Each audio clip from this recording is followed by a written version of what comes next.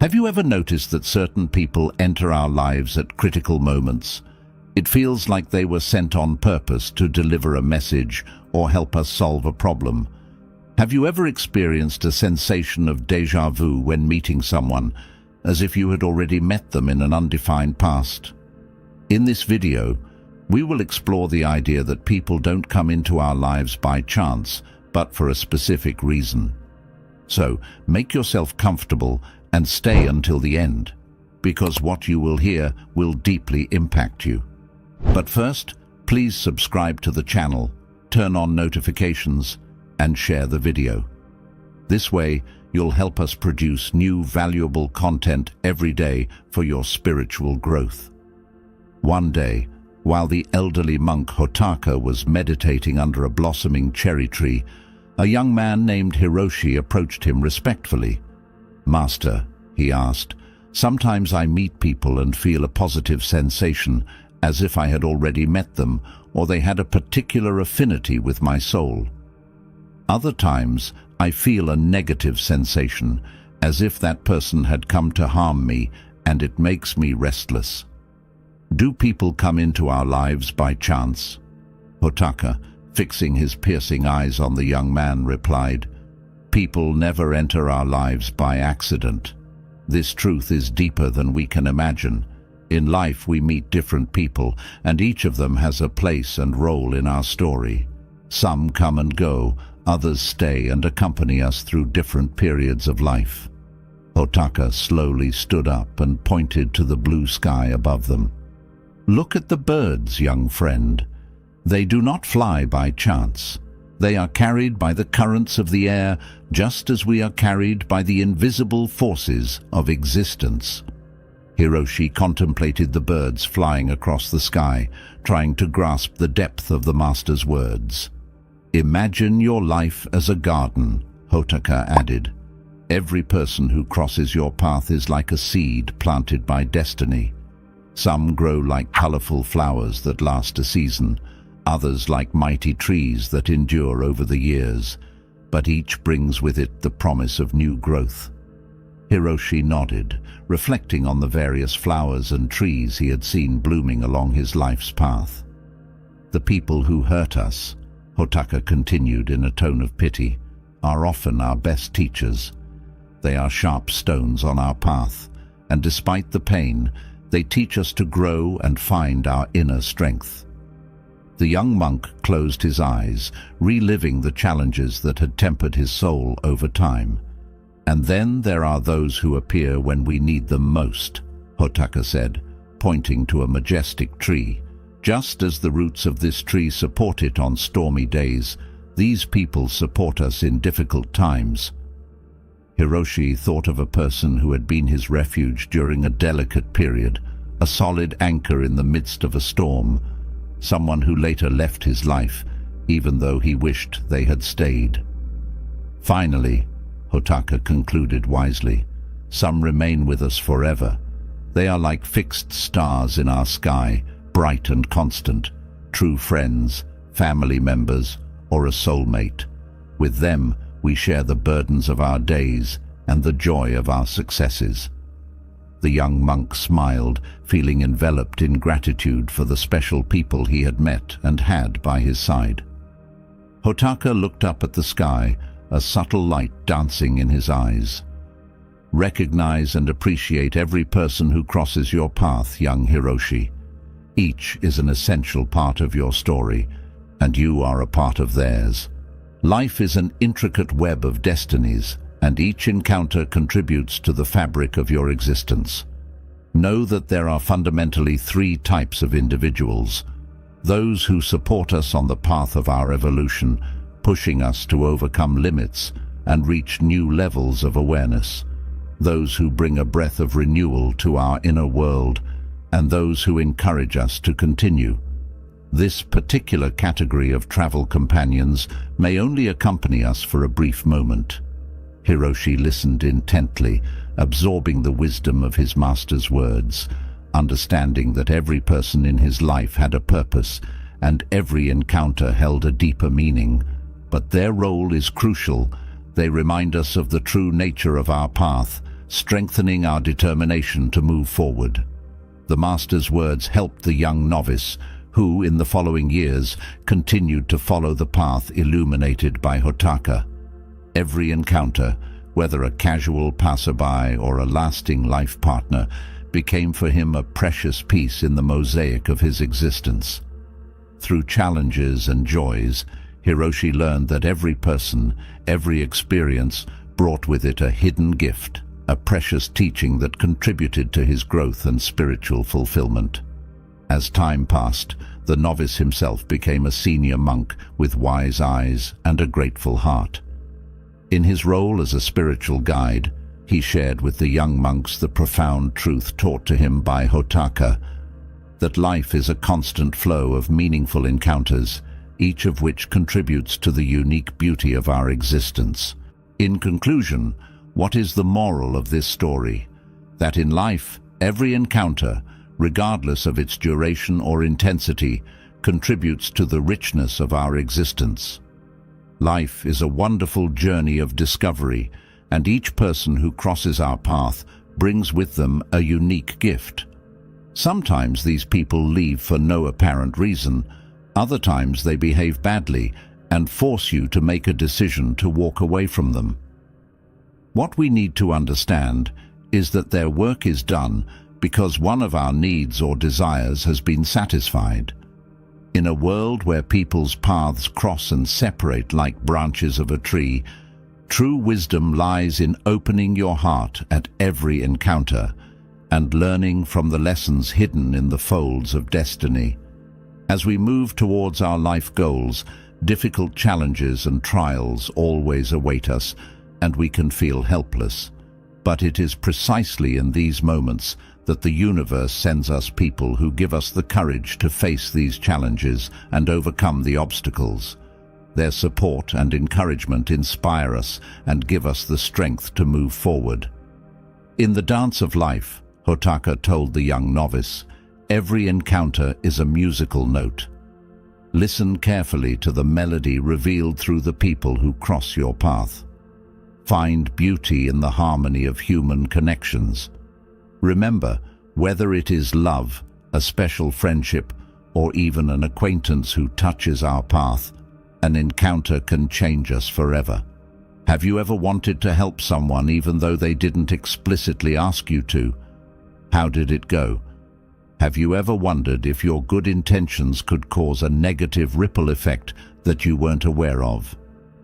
In the Zen story you are about to hear, we will see that not helping others unless they ask you is best for them and for yourself. So stay until the end, because what you discover, thanks to Buddhist wisdom, could change the way you see the world of human relationships. You will see how helping those who do not want to be helped can have negative repercussions on your life and theirs, and you will discover how your karma will be affected. In a quiet Buddhist monastery surrounded by lush gardens and ancient trees, the old and wise monk Noro gathered his disciples to discuss a topic very close to their hearts. His curiosity was palpable, and his eyes were fixed on Noro. They all wanted to understand more about why, when they had helped someone, things had not gone as they would have liked. Life is like a great river, and each of us is a small boat navigating this tumultuous course, Noro began in a calm voice. Often we tend to jump into that current, trying to steer other people's boats without waiting to be asked. To illustrate his point, Noro shared a story passed down through the centuries about a young monk eager to help a companion in difficulty without being asked. The monk's intervention, although well-intentioned, caused a succession of unexpected events, creating an intricate labyrinth of challenges, even dramatic for both. Suffering is a necessary lesson in our spiritual growth, Noro continued. Each individual, like a jewel, is shaped by the pressures of life and the challenges they face. But when we intervene without being called, we rob them of the opportunity to learn, grow, and train.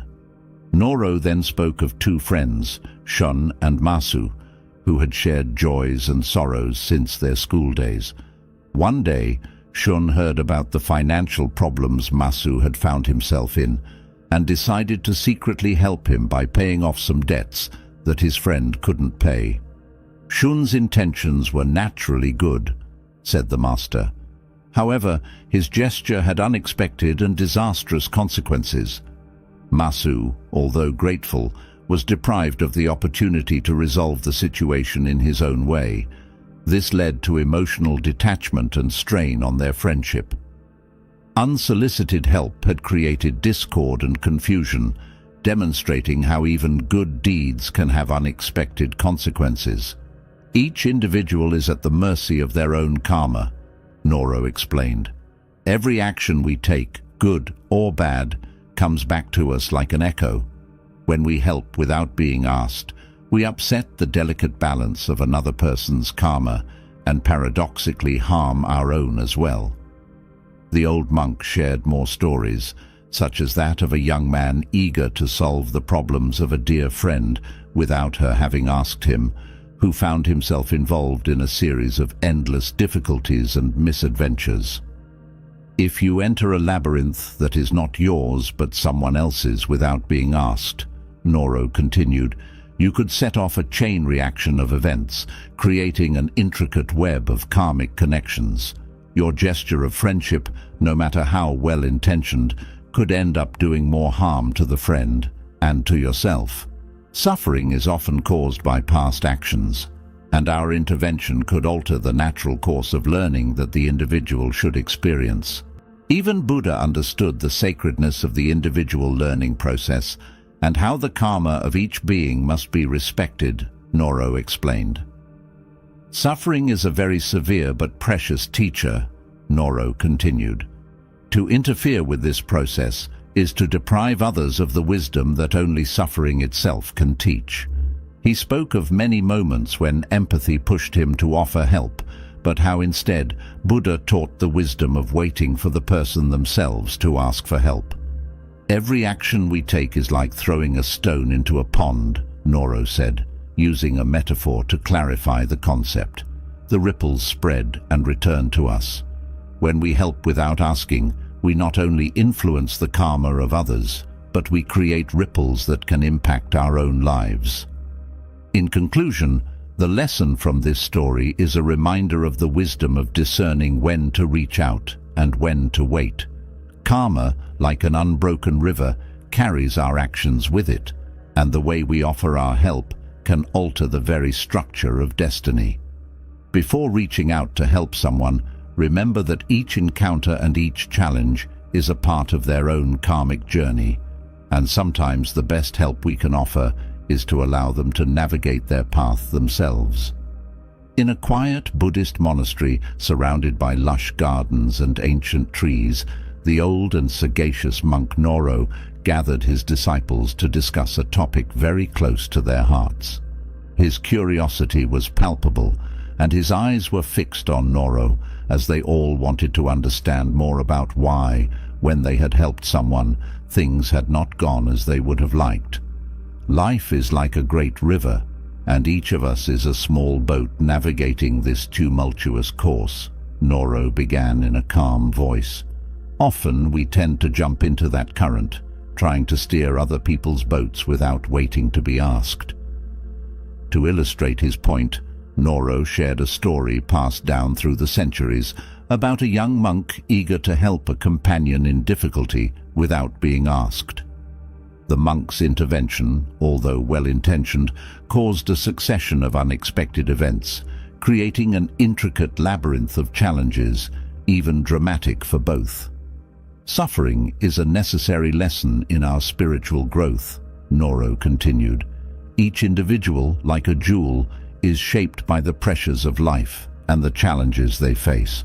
But when we intervene without being called, we rob them of the opportunity to learn, grow, and train. Noro then spoke of two friends, Shun and Masu, who had shared joys and sorrows since their school days.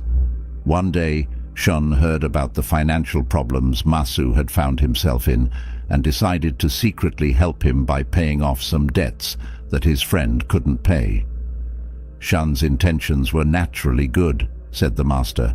However, his gesture had unexpected and disastrous consequences.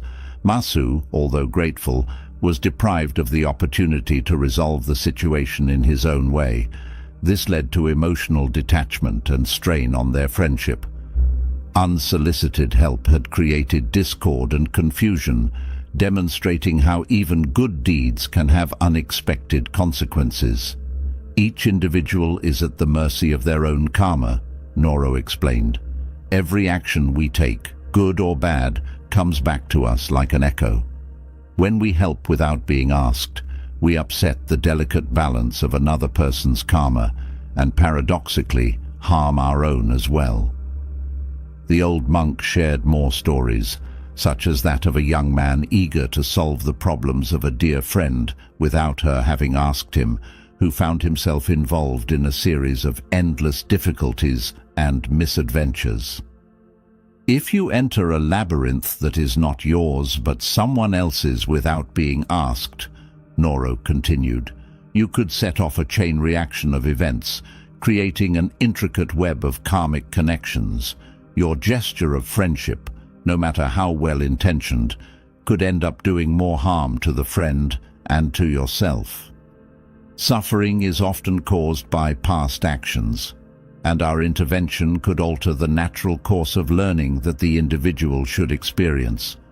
Even Buddha understood the sacredness of the individual learning process and how the karma of each being must be respected, Noro explained.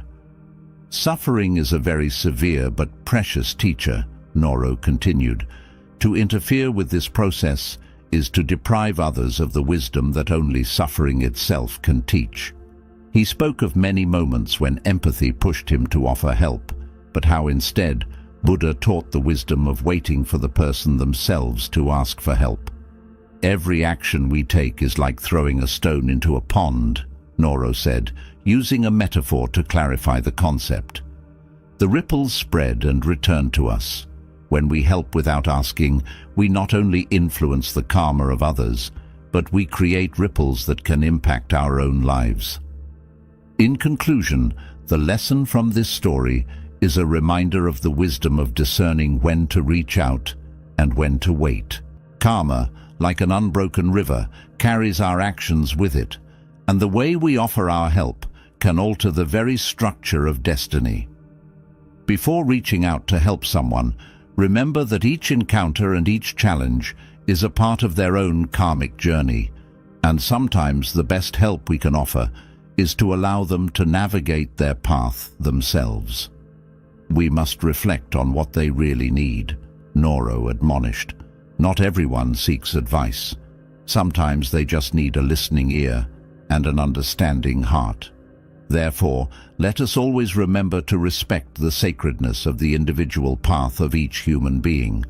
Help should never be an impulsive act, but rather a conscious gesture, respectful of free will and the path of personal and spiritual growth of others and ourselves. Life is an intricate web of lessons and opportunities for growth. When we offer our help without being called, we can deprive others of the precious opportunity to learn about themselves.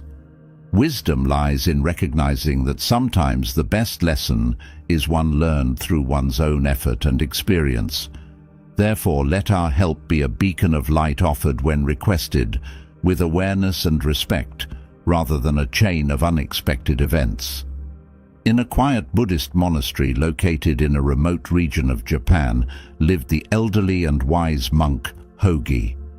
A young woman named Shara, eager to find answers to the anxieties that pervaded her due to some toxic relationships, approached the master with respect. Hogi, it is said that you know the secret to recognizing bad people and protecting inner peace. Please teach me, the young woman asked with a palpable desire to learn as much as possible from the monk's wisdom. Hogi, with his typical calm, replied, "Of course, my dear. If you have the patience to listen to me, I will tell you about the signs you need to pay attention to in order to understand who is in front of you. First, however, let me make an important premise. The people who, for simplicity's sake, we define as bad, do not necessarily have to be monsters. They are bad or toxic in the sense that, with their behaviors and the energies they emanate, they can undermine our serenity and mental well-being. However, before distancing them from us, we must try to understand the reasons that led them to be as they are. It was often the pain and trials they had to face that made them dry, annoying, and even harmful. So, dear Shara, before pushing someone away from you, ask yourself, why does he or she behave like this? Is he really a bad person, or is there something that makes him that way? And can I do something to prevent it from continuing to pollute my emotions? Only after you have given yourself an answer should you decide whether to preserve your mental health and push those people away. Shara reflected on Hogi's words and was moved because she understood the enormous empathy behind them. If a person who revolves around us can harm us, we must push him away only after making sure that we cannot do anything. Hogi continued. Now that we've cleared that up, let's start by looking at the first sign you need to watch out for: constant manipulation. Imagine a person who, with devious skill, distorts reality to get what he wants. It could be a colleague who uses deception to advance their career. For example, when faced with a possible promotion, he begins to manipulate you by telling you that some superiors speak badly of you and suggests that you accept a job offer from another company. You may think he's doing it for your own good, but his intent is actually to get you out of the way. The young woman listened attentively, fascinated by the monk's wisdom, and thought about a very similar experience she had had a year earlier. The second sign is a lack of genuine empathy, Hogi continued. Think of someone who shows indifference to your feelings or experiences, who only seems interested when it benefits them. This behavior can profoundly undermine the quality of personal relationships because you instinctively feel that that person doesn't really care about your fate. He only shows empathy when he has to ask for something in return. Continuing, Hogi described the third sign: the constant creation of conflict. Imagine a person who, despite any harmonious situation, always seeks conflict, fueling arguments and discord. This attitude not only generates stress in relationships, but can also contaminate the surrounding environment, making it toxic. The fourth sign is the constant need for control, Hogi added. Imagine a friend or partner trying to influence your every decision, trying to direct your life according to their wishes. Every time you reveal your plan or desire, that person starts taking initiatives to try to distance you from what you want in favor of their goals. Hogi's teachings provided Shara with the wisdom to recognize toxic behaviors and understand the importance of empathy and discernment in dealing with others. This wisdom allowed her to protect her inner peace while being compassionate towards those around her. But the Buddha, with a serene smile, raised his hand to stop them. He gently wiped his face and looked at the merchant with compassion. "Thank you," the Buddha said softly. The merchant was bewildered. "Why do you thank me?" he asked.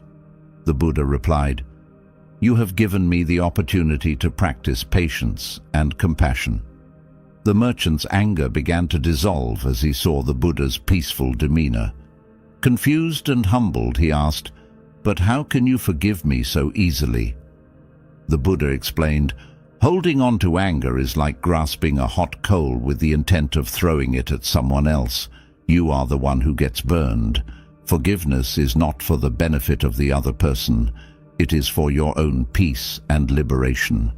The merchant reflected on the Buddha's words and realized the burden of his own anger. He bowed deeply and left with a newfound understanding. He later encouraged his sons to follow the Buddha's teachings, realizing the true wealth of spiritual wisdom. As the story ended, Master Kumin looked at the man sitting before him. "Forgiveness," he said, "is not about condoning the actions of others or forgetting the pain they caused. It is about freeing yourself from the chains of anger and resentment. It is about understanding that everyone is on their own path, and sometimes they act out of their own suffering. By forgiving, you release yourself from the grip of that suffering. The man nodded, feeling a weight lift from his heart. Thank you, Master Kumin. I understand now. Forgiveness is a gift I give to myself, not to others. Kumin smiled and concluded, remember, forgiveness is a practice, not a one-time event. It is a continual process of letting go and finding peace within yourself. This story teaches us that true forgiveness is about inner peace and liberation. It is not about excusing the behavior of others, but about freeing ourselves from the emotional burden of holding on to anger and resentment. By practicing forgiveness, we can cultivate a sense of compassion and understanding, both for ourselves and for those who have hurt us. This, in turn, allows us to move forward on our spiritual journey with a lighter heart and a clearer mind. But the Buddha remained unperturbed, with a calm gaze and a persistent smile. Kumin described the atmosphere that followed as if a wave of calm had enveloped the place. The Buddha did not react with anger. He sat with his eyes half closed, accepting the apparently offensive act with his heart open. The merchant, seeing the Buddha's reaction, realized the helplessness of his actions, and the anger he had harbored turned into remorse. All the accusations and insults he had prepared came to mind, but in front of that peaceful presence, everything seemed insignificant. The Buddha did not condemn the man. He did not humiliate him. Instead, he offered him compassion and peace. Kumin continued. At this point, the monk interrupted the narration to highlight a crucial lesson. Dear friend, forgiveness is like that piece of the Buddha. It is not something we do concretely. It is not simply saying, I forgive you. It is something that happens when we are willing to let go of the past and see the being before us in a new light. The monk resumed the story and described how the man, touched by the Buddha's compassion, returned home. The images of the peaceful Buddha and his act of spitting in his face collided in his mind. That night, the man couldn't sleep. His mind was dominated by the image of the smiling Buddha and, at the same time, by the act of spitting that he had committed against him. The man, Kumin said, was at a crossroads between remorse for his past and the possibility of a different future. Kumin emphasized the importance of this pivotal moment in the story. That man, he said, was going through a process of deep introspection. He was trying to forgive himself, feeling guilty and ashamed for how he had behaved. The man, after days of internal torment, realized that his imagination was constantly constructing painful scenarios based on that past. Imagination, Kumin said, can be a powerful ally or a fierce enemy. In the wrong hands, it can create an endless cycle of anger and resentment. Over time, the man began to understand that the Buddha had not reacted to his actions with judgment, but with a very clear objective. Slowly, he abandoned thoughts of revenge and began to sincerely ask for forgiveness. One day, he returned to the feet of the Buddha, no longer in anger, but with genuine repentance. "Forgive me, O great master," he pleaded. "My ignorance has left me blind. I was just focused on my life and the prosperity of my family." The Buddha, with his eyes half opened and a smile of peace, listened to the man's words. But when he asked for forgiveness, the Buddha shook his head. "I can't forgive you," he said kindly, "because there is nothing to forgive. You have done nothing wrong to me." The man, surprised, asked the Buddha why he did not want to forgive him. Kumin explained that the Buddha had nothing to forgive, as he had accepted the man's act without judging him. It was as if the Buddha saw beyond the past and present, feeling the pure essence of that individual. This refusal to forgive, according to Kumin, taught the man a valuable lesson. Forgiveness is not only an act of mercy towards others, but also an internal process of liberation.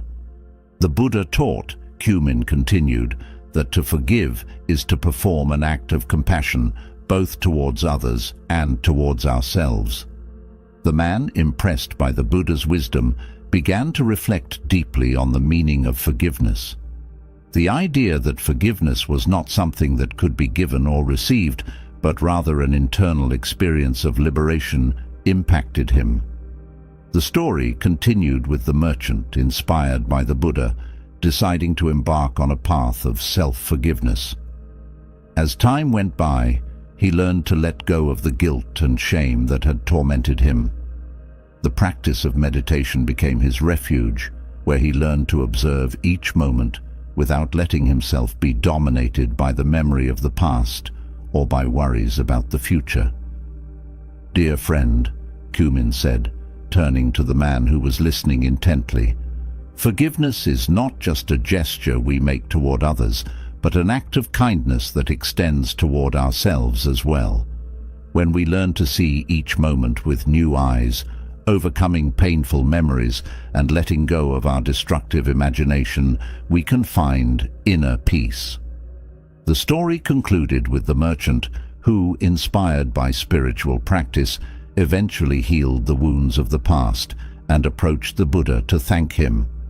The Buddha, with his compassionate smile, received him with joy. Cumin concluded the story by emphasizing that forgiveness, both toward others and oneself, is a complex and profound process. On our spiritual journey, he said, forgiveness guides us to a higher level of consciousness and compassion. It is a gift we can offer ourselves and others, freeing ourselves from the chains of the past and opening the doors to a bright future. But what is the moral of this story, and what does it teach us? The moral is clear. Forgiveness, in the Buddhist view, is not an act as an end in itself. It is not something we can give or receive, but is a gift of compassion that can be extended to oneself and others. In this approach, forgiveness becomes a means of making those who have made a mistake understand the extent of their actions. The compassion and kindness with which we offer forgiveness, practically and indirectly, become tools to open the eyes of those who have made the mistake, leading them to a deeper awareness. Because whoever commits an evil act towards someone actually commits it against himself, since karma will cause the effects to fall on him like a boomerang, he will have to forgive himself. Remember, forgiveness is not just a personal liberation, but a process that can lead to the transformation of others. Opening yourself to the kind of forgiveness we talk about is a way to promote awareness and growth, creating a bridge to a future of understanding and serenity. Sometimes we are so good and kind that we forget ourselves, allowing others to use us. The dark side of kindness is believing we must always be kind, leading us to become invisible. Have you ever wondered why you tend to be too kind, or why there are people who are always kind and ready to help you, even when you don't ask for help? In the Zen story you will hear soon, you will discover that there is a dark side to kindness. If you want to live peacefully, you have to understand it to find the right balance. Stay until the end, because the advice you receive will help you live your relationships with others more serenely and find your inner peace. In a monastery nestled in the mountains of Japan lived the elderly monk Ero, famous for his extreme wisdom. One day, a girl named Chiara approached him, telling of her disappointments. "Master, over time, I have collected many disappointments linked to people who I thought were friends, and who instead did not prove that they were. I have always been an extremely kind person, but my concern for others has only brought me so much pain. What am I doing wrong?" The master smiled kindly and began to tell an ancient story, a legend passed down by monks for generations. The story was about a village surrounded by a lush forest, a place where kindness and generosity among people were the beating heart of the community. The prosperity of that village was linked to a magnificent cherry tree. "Imagine," Aero said to Chiara, "a majestic tree whose roots go deep into the earth, a symbol of the strength and generosity of the village." Legend has it that the village prospered thanks to the wisdom of the people who learned to share their resources. However, Aero added, over time, some people began to take more than they gave. Some approached the cherry tree, picking the fruits without contributing to the care of the tree or without sharing them with the other villagers. So, little by little, the generosity of the village began to weaken, and with it, the entire community. The young Chiara listened attentively, her eyes reflecting the desire to understand the nuances of life. Aero, with his serene gaze, continued to share the history of the village, bringing to light details and teachings that had been passed down through the centuries. "The moral of this story," said the monk, "is that generosity must be balanced. We must give with an open heart, but with wisdom and balance. If we give without discernment, we risk exhausting our resources and weakening our ability to be truly useful to others." Chiara was happy to listen to the master's words, and a new awareness about the concept of kindness arose in her. "We might think that kindness is always good since it helps maintain our well-being," Aero continued. "However, it is not when it crosses boundaries and leads to acting kindly in all circumstances. In this case, it is toxic kindness, a form of silliness where we forget ourselves to be attentive to the needs of others. Think of a parent who gives everything of himself for the well-being of his children, to the point of putting himself in the background." Aero's story was enriched with new details. He described how some people, in their desire to accumulate, had neglected their duty to care for the tree that had given them so much. He explained how the connection between giving and taking was a delicate balance, a harmonious flow that required attention and respect. Chiara, immersed in the story, began to reflect on her own life and the relationships she had experienced over the years. The monk, sensing her desire to learn, continued to share his wisdom. He talked about how expecting too much from others could lead to disappointment, and how setting boundaries was essential to maintaining one's emotional well-being. "Remember," Aero said, "I'm not saying that doing something for others is wrong. It is, however, focusing only on others can be problematic. There are situations where we want to please others because they ask for our help, or because we believe, sometimes mistakenly, that they need us, and we offer to make them feel good." Time passed peacefully as Aero and Chiara delved into the nuances of generosity and wisdom. The monk spoke of how generosity, when it came from a balanced heart, could transform relationships and bring joy to both those who give and those who receive. Chiara felt that the monk's wisdom was helping her understand many things. She learned that generosity should flow like a harmonious current, fueled by deep awareness and sincere love, and that it should never be forced. Aero concluded his narration with loving advice. "Chiara, try to be like the cherry tree in the village. Offer your generosity, but keep your balance. Find joy in the act of giving itself without expecting too much in return. Remember that extreme kindness can be harmful. Sometimes we don't leave room for others to achieve what they want because we anticipate their needs. Furthermore, we focus too much on what others need and forget our own needs. In this way, we cancel ourselves and begin to become invisible due to our own actions. By always being attentive to the needs of others, our own needs take a back seat, and we trample on ourselves. We take away our value, and others take advantage of it." Chiara thanked the monk with a heart full of gratitude. She felt that the story and the advice that came from it would mark a new chapter in her life. But what does this story teach us? What is its moral?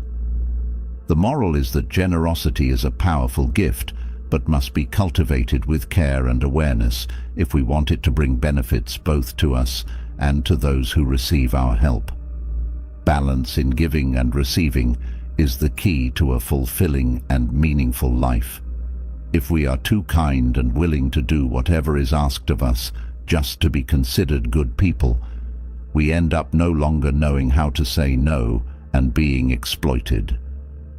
In the long run, this could have repercussions on personal motivation, self-esteem, and our mental balance. So, what should we do? Should we stop being good people? No, because there are various ways to be kind in a healthier way. You can set limits, making others understand how far they can go. Say goodbye to guilt, learning to say no when you can't or don't want to go further. Draw up a list of priorities so you can continue helping others without putting yourself aside. Remember, be kind, but not overly so. This could harm yourself and even those you want to help. How many times have you had the impression that someone has entered your life to destroy your dreams and goals? Unfortunately, often we have to deal daily with the presence of individuals who want to harm us for various reasons, such as personal grudges, frustration, and envy. Thanks to this Zen story, you will discover how to recognize the signs that someone wants to destroy you. Furthermore, if you stay until the end, you will also learn how to behave to prevent this from happening. In a quiet Buddhist monastery nestled among the Japanese mountains lived the elderly monk Aizen, known for his wisdom and profound knowledge of the human soul. On a winter day, while the smell of boiling tea wafted through the air, his disciples gathered in the temple to listen to Aizen address a crucial topic. "Today, we will discuss a crucial topic," the monk said in a calm but penetrating voice. "We will talk about the 8 signs that can clearly reveal who among those who enter our lives may wish to destroy us." One of the disciples, KY, impatient to know more, asked, "Master Aizen, what are these signs? How can we protect ourselves from those who intend to harm us?" Aizen nodded and introduced the first signal to pay attention to by telling an ancient anecdote. Once upon a time in the monastery village, there was a sage who owned a precious gem. One day, a cunning man approached him, praising his wisdom and asking to admire the gem. While the wise man showed the gem, the scoundrel distracted him with cunning speech and exchanged the gem for a shard of glass. The wise man realized too late that he had been deceived and had no way of recovering the gem, which would have ensured him a peaceful old age. "Manipulation is like a silent shadow," Aizen continued. "Those who seek to destroy us will use cunning and tricks of all kinds to distort reality and deceive us. We must learn to recognize the subtle games of manipulation. Only in this way can we protect ourselves and our inner truth." As the disciples began to ponder the times someone had tried to manipulate them, Aizen told another story to illustrate the second sign, destructive criticism. "Imagine a flower garden," he began, "and imagine that the plants, instead of receiving nourishment and love, were constantly trampled by someone. Although initially it seemed like a small gesture, over time the garden began to dry out and the plants withered one after the other. Constant criticism is like heavy footsteps that trample on our self-esteem," Aizen emphasized. "Those who wish to destroy us will use derogatory words and constant judgments to wither our spirit. We must learn to distinguish between constructive criticism, which helps us grow, and destructive criticism, which has the sole purpose of undermining our trust." With a smile, Aizen introduced the third signal, social isolation. "In a small village," he said, "there was a fisherman loved by everyone for his character and helpfulness. One day, an envious individual began to sow discord by creating false stories about him. Gradually, the fisherman found himself isolated. Many friends abandoned him, and the village ended up ignoring him. His life, within a few months, changed radically. In addition to finding himself alone, he lost many customers and his business went into crisis. Isolating someone is like cutting the roots of a tree, Eisen explained. Those who wish to destroy us will try to separate us from others, creating divisions and spreading suspicion. To prevent this from happening, we must cultivate strong connections, give others an irreproachable image of ourselves, and resist attempts at isolation. To talk about the fourth signal, defamation, Eisen invited one of his guests to speak and tell a story. In a region not far from this, the narrator began, there was a merchant much respected by all. A malicious rival began spreading unfounded rumors about his honesty, undermining his reputation, and causing the village community to begin to despise him. Little by little, although the poor man had always been honest, people began to stop buying from him. This led him to have to close his shop and move elsewhere. Defamation is a poison that corrodes our integrity, Eisen commented. Remember that those who wish to destroy us will use their tongue as a sword, wounding us and our reputation with lies of all kinds. We must defend our reputation with truth and transparency, making sure that whatever they say to defame us does not resonate with people. Through these stories, Eisen imparted wisdom on recognizing and handling the various ways others might seek to harm us, emphasizing the importance of awareness, strong connections, and maintaining our integrity. The disciples, some in tears, recalled in their memory the events in which someone had damaged them through their reputation, and they reflected on how they could prevent it from happening in the future, thanks to the Master's words. Eisen spoke of the fifth signal, which was the sabotage of opportunities. He began by imagining a craftsman who, every time he was about to achieve success, someone came to sabotage his work. Tools disappeared, plans were ruined, materials were damaged. Essentially, despite his ability, this poor man was unable to progress.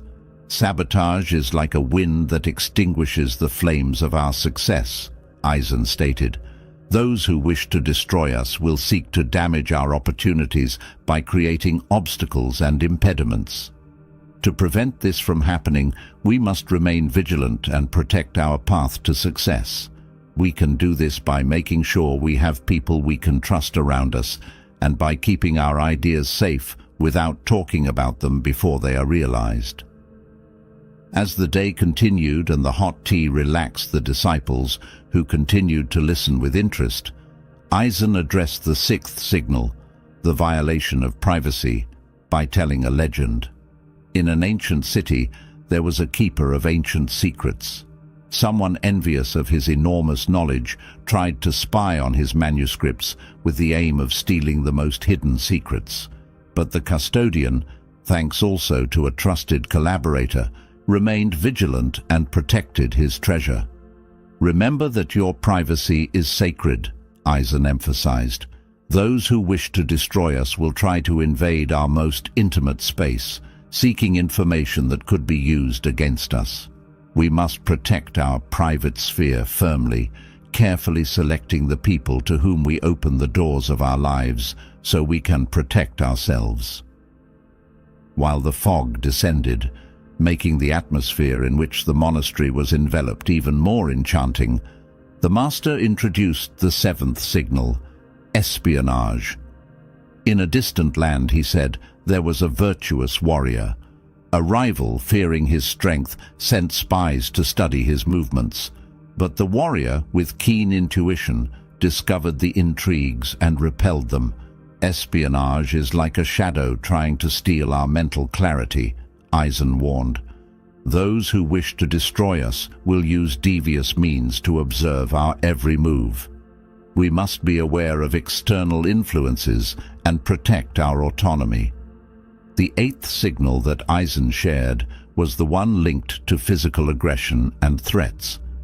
In a remote valley, he recounted, there was a devout monk who was trying to bring some young people who were dedicated to crime to the right path.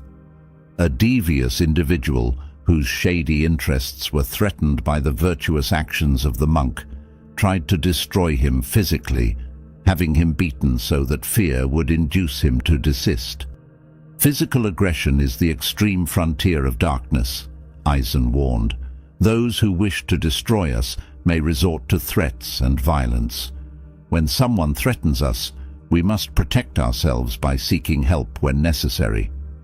At the end of the day and the stories he had told, Eisen looked at his disciples with compassionate eyes. "My children, life is an intricate dance, and others can be our guides or our shadows. Watch and be aware of these signs, but do not live in constant fear. Cultivate a garden of trust and mutual respect around you.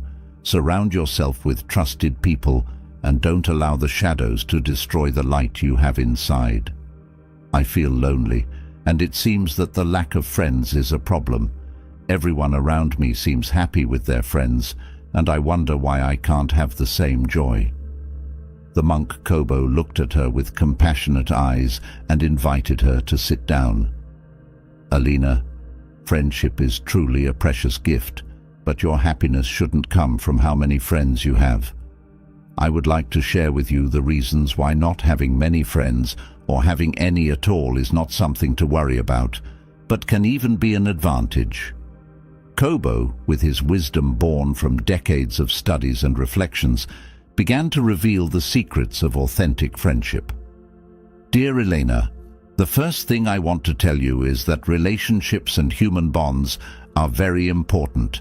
This means that in life, we should not measure them in terms of quantity, but rather quality. Would you rather have a large number of people with whom you can share trivial things, or, on the contrary, a very small number of people with whom to share very intense emotions and moods?" Facing these rhetorical questions, Elena began to reflect and understand. Many of the people she saw around her were full of friends, but what was the quality of those relationships, she asked herself. Kobo, happy to read in the young woman's eyes that she was beginning to see things differently, continued listing the reasons why having few friends, or none at all, should not be seen as a problem. Having few friends guarantees a certain degree of freedom and authenticity. In this way, it is easier to be yourself and live without restriction or external influences. If you want to live a fulfilling life, you don't have to conform to what others think is cool or normal. After all, who decides what normality really is? Kobo went on to explain that quantity is never synonymous with quality. Having fewer friends allows you to focus on building deeper, more meaningful relationships. Imagine having just one friend with whom you share the joy and sorrows of life. This connection could be so deep that the person understands all your emotional nuances. This is a priceless treasure. Elena reflected on this idea, remembering an episode in which a girl she knew supported her in a difficult moment, understanding her without needing many words.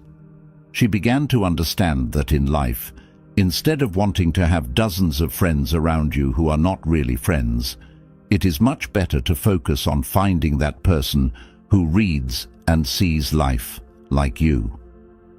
Kobo, after giving Elena time to reflect, continued with his explanations and spoke of another reason why he preferred quality over quantity in human relationships. Human relationships require a lot of emotional energy.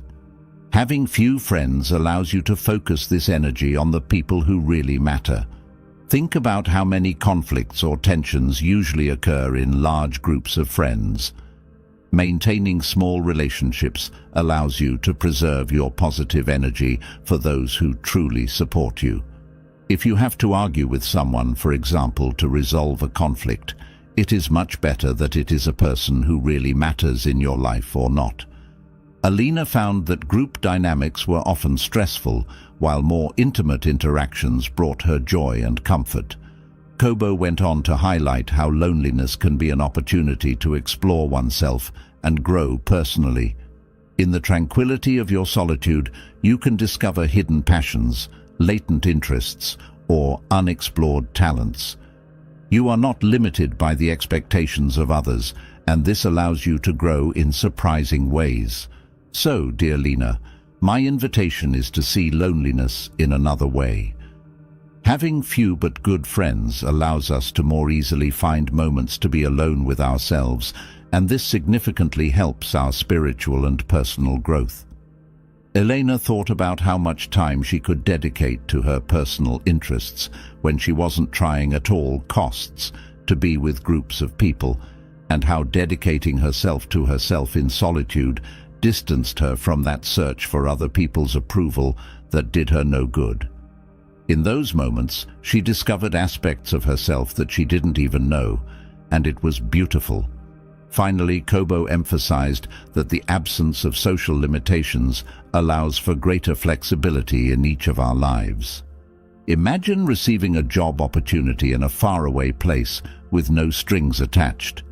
You are free to embrace new adventures without having to think about how they will affect your social circle.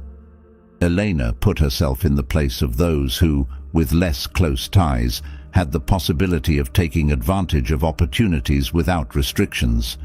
He met people who, thanks to this extreme autonomy, had flown far away to realize their dreams and expectations. Also, Kobo concluded, when you have few friends but these are genuine, you can move to the other side of the world, but you will never lose them. They will remain by your side beyond space and time.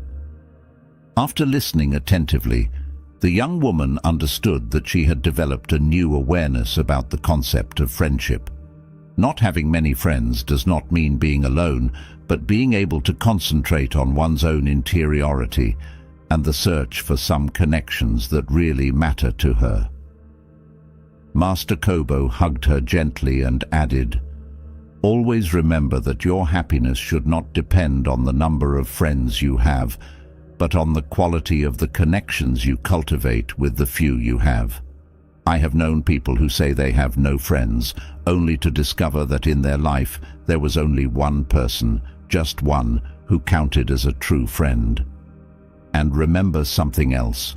People who have few friends are the most authentic and profound people I have ever met. They are people who do not settle for mediocrity. Usually those who tend not to get along with everyone and want to have few people around them have an extraordinary inner world and truly rare human qualities. In conclusion, what is the moral of this story? That loneliness, seen from a new perspective, can be a valuable ally in the search for happiness, spiritual growth, and personal fulfillment, and therefore should not be feared. And that to live happily, it is not necessary to have a multitude of friends. It sounds like you found the story about Elena and Monk Kobo meaningful. Loneliness can indeed offer opportunities for self-discovery and deeper connections with the few friends who truly add value to our lives. Sensitivity can be a gift, guiding us to seek meaningful connections rather than settling for superficial ones. Do you relate to Elena's journey in any way?